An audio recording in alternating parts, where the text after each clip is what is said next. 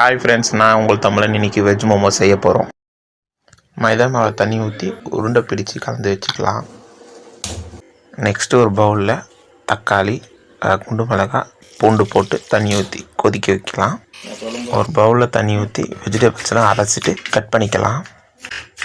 வேறு பிளேட்டில் பூண்டு, இஞ்சி, பச்சை மிளகா மட்டும் தனியாக கட் பண்ணிக்கலாம். ஒரு பவுலில் ஆயில் ஊற்றி இஞ்சி, பூண்டு, பச்சை மிளகாலாம் போட்டு வதங்கினதுக்கப்புறம் வெஜிடபிள்ஸ்லாம் போட்டு வதக்கி சால்ட்டு போட்டு மூடி வச்சுக்கலாம். சாஸுக்கு தேவையான சுண்டி வந்ததுக்கப்புறம் அதை சால்ட்டு போட்டு அரைச்சி எடுத்துக்கலாம். வெஜிடபிள்ஸ் நல்லா வதங்கினதுக்கப்புறம் சிக்கன் மசாலா போட்டு இறக்கிடலாம். கொஞ்சமாக ஆயில் ஊற்றி அதில் 4 பூண்டு போட்டு அரைச்ச சாஸை ஊற்றி கொதிக்க வச்சுக்கலாம். இப்போ இறக்கிடலாம்.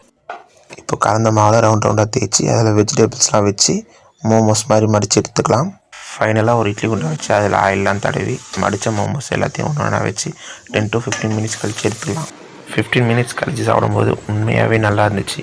நீங்களும் ட்ரை பண்ணி பாருங்கள். டாட்டா, பாய் பாய். நான் உங்கள் தமிழன்.